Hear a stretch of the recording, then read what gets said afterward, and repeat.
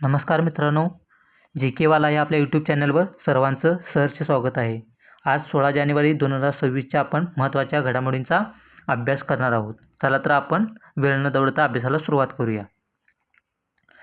नुकताच 2026चं ब्रिक्स परिषदेचं अध्यक्षपद कोणाकडे सोपवण्यात आले आहे?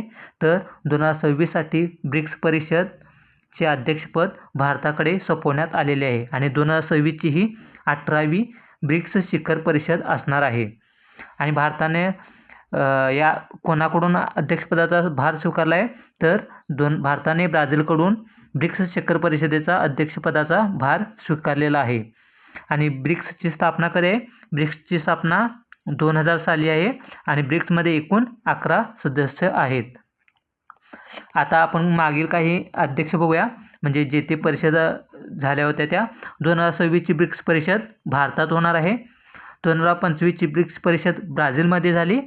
2024ची ब्रिक्स परिषद रशियामध्ये झाली आणि 2023ची ब्रिक्स परिषद दक्षिण आफ्रिकेत झाली होती. आता पुढची न्यूज आहे पासपोर्ट निर्देशांकाच्या हेनली पासपोर्ट निर्देशांकामध्ये. हेनली पासपोर्ट निर्देशांक 2026मध्ये भारताला कितवं स्थान मिळालं आहे? तर हेनली पासपोर्ट निर्देशांक 2026मध्ये भारताला 80वं स्थान मिळालेलं आहे. यानुसार भारतीय पासपोर्टवर 55 देशांमध्ये व्हिसा फ्री ऑन अरायव्हल प्रवासाची सोय भेटते. यामध्ये सर्वात शक्तिशाली पासपोर्ट कोणाचा आहे? तर सर्वात शक्तिशाली पासपोर्ट सिंगापूर या देशाचा आहे आणि 2 नंबरला आहे जपान आणि दक्षिण कोरिया यांना संयुक्तपणे दुसरा क्रमांक लागतो. आणि सर्वात कमकुवत पासपोर्ट कोणत्या देशाचा आहे? तर सर्वात कमकुवत पासपोर्ट अफगाणिस्तान या देशाचा आहे. आता हेनले पासपोर्ट निर्देशांक 2026मध्ये भारताला 80वं स्थान मिळाले. तर 2025मध्ये कितवं स्थान? तर 2025मध्ये भारताचं स्थान 85 होता. म्हणजे आता ह्यात आणि आता 2026ला 80 आहे. 80 क्रमांक मिळालेला आहे. म्हणजे यामध्ये 5 क्रमांकांनी सुधारणा झालेली आहे. दरवर्षी 16 जानेवारी हा दिवस छत्रपती संभाजी महाराज राज्याभिषेक दिन म्हणून साजरा केला जातो. आणि छत्रपती संभाजी महाराज यांचा राज्याभिषेक कोणत्या दिवशी झाला होता? तर 16 जानेवारी 1681 दिवशी छत्रपती संभाजी महाराज यांचा राज्याभिषेक किल्ले रायगडावर झालेला होता. संभाजी महाराज हे स्वराज्याचे दुसरे छत्रपती बनलेले होते आणि हा दिवस त्यांच्या शौर्य आणि पराक्रमाचे स्मरण करण्यासाठी साजरा केला जातो. हा फक्त यामध्ये तारीख आणि हे ठिकाण एवढं लक्षात ठेवा. 16 जानेवारी 1681 रोजी छत्रपती संभाजी महाराज यांचा राज्याभिषेक होते, तर किल्ले रायगड या ठिकाणी. आता पुढची न्यूज आहे सांज शक्ती संयुक्त सरावाचे आयोजन भारतीय लष्कराने कोणत्या ठिकाणी केलं? तर सांज शक्ती संयुक्त सरावाचं आयोजन भारतीय लष्कराने दिघी हिल्स पुणे म्हणजेच महाराष्ट्र या ठिकाणी सांज शक्ती संयुक्त लष्कर सरावाचं आयोजन केलं होतं. मुख्य उद्देश काय याचा?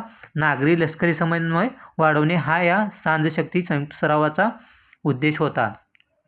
आता भारतीय लष्कराने लॉजिस्टिक्स व्यवस्थापनासाठी कोणता प्लॅटफॉर्म लॉन्च केला आहे?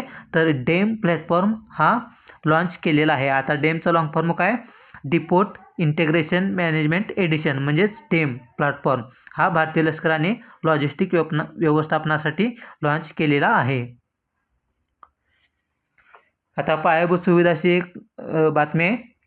तर नुकताच गंगासागर पुलाची पायाभरणी झालेली आहे. तर हा गंगासागर पूल कोणत्या राज्यात आणि कोणत्या नदीवर आहे? तर हा गंगासागर पूल पश्चिम बंगाल राज्यातील मुरीगंगा नदीवर आहे, एवढंच लक्षात ठेवा. आणि हा सागर बेटाला मुख्य भूभागाशी जोडणार आहे. सौर ऊर्जेवर चालणारी पहिली ATM व्हॅन कोणी सुरू केली? तर त्रिपुरा ग्रामीण बँकेने सौर ऊर्जेवर चालणारी पहिली ATM व्हॅन चालू केलेली आहे आणि ही भारताची अशी पहिलीच व्हॅन आहे. सौर ऊर्जेवर चालणारी पहिली ATM व्हॅन त्रिपुरा ग्रामीण बँक. आणि गंगासागर पूल मुरीगंगा नदीवर Paschim Bengal. Khelo India beach games यामध्ये खेलो इंडिया बीच गेम्स 2026मध्ये पदक तालिकेत प्रथम क्रमांकावर कोणतं राज्य आहे? तर कर्नाटक हे खेलो इंडिया बीच गेम्स 2026मध्ये प्रथम क्रमांकावर आहे. आणि यामध्ये कर्नाटकला एकूण 11 पदकं मिळाली आहेत. यामध्ये 3 सुवर्ण आहेत, 2 रौप्य आहेत आणि 6 कांस्य पदके आहेत. आणि यामध्ये दुसरा क्रमांक तमिळनाडूचा आहे. तमिळनाडूला एकूण 8 पदके मिळालेली आहेत. आणि खेलो इंडिया बीच गेम्स 2026चं आयोजन कुठे झालं तर घोगला बीच दीव या ठिकाणी खेलो इंडिया बीच गेम्स 2026चं आयोजन केलेलं आहे. आणि खेलो इंडिया बीच गेम्स 2026चा शुभंकर काय तर पर्ल हा एक डॉल्फिन हा खेलो इंडिया बीच गेम्स 2026चा शुभंकर असणार आहे. यामध्ये टॉप 3 कोणते देश आहेत तर कर्नाटक, 1 नंबरला आहे कर्नाटक, 2 नंबरला आहे तमिळनाडू आणि 3 नंबरला आहे मणिपूर. आता एक क्रीडा घडामोडी बघूया आपण. आंतरराष्ट्रीय क्रिकेटमध्ये सर्वात जलद 28,000 धावा पूर्ण करणारा पहिला फलंदाज कोण तर विराट कोहली हा आंतरराष्ट्रीय क्रिकेटमध्ये सर्वात जलद 28,000 धावा पूर्ण करणारा फलंदाज ठरलेला आहे. आणि नुकताच एली सायली यांनी आंतरराष्ट्रीय क्रिकेटच्या सर्व प्रकारातून निवृत्तीची घोषणा केली आहे. तर एली सायली या कोणत्या देशाचे खेळाडू आहेत तर एली सायली या ऑस्ट्रेलिया या देशाच्या खेळाडू आहेत. आणि एली सायलीच्या नेतृत्वात ऑस्ट्रेलियाने 8 विश्वचषक जिंकलेले आहेत. त्यामुळं एली सायली या अतिशय महत्त्वाच्या खेळाडू होत्या. त्यामुळे ही महत्त्वाची न्यूज आहे. आता काहीतरी विज्ञान आणि तंत्रज्ञान म्हणजे टेक्नॉलॉजी संबंधित न्यूज बघूया. नुकताच इस्रोची 2026मध्ये पहिली मोहीम कोणती होती तर PSLV C62 ही इस्रोची 2026मध्ये पहिली मोहीम होती.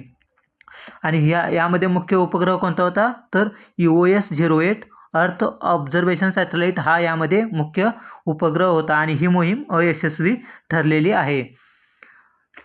नुकताच परमशक्ती सुपर कॉम्प्युटर कोणी लॉन्च केलेलं आहे तर परमशक्ती सुपर कॉम्प्युटर IIT मद्रास यांनी लॉन्च केलेला आहे.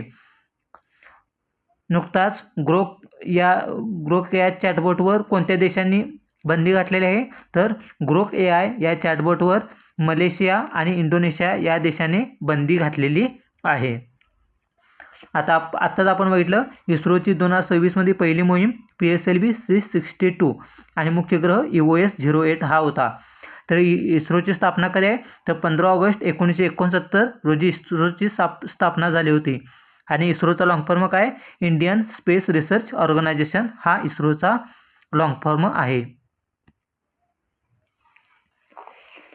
मेघालय उच्च न्यायालयाच्या पहिल्या मुख्य न्यायाधीश म्हणून कोणी शपथ घेतली तर न्यायमूर्ती रेवती मोहिते डेरे यांनी मेघालय उच्च न्यायालयाच्या पहिल्या महिला मुख्य न्यायाधीश म्हणून शपथ घेतलेली आहे. आता एक पुस्तक बघूया.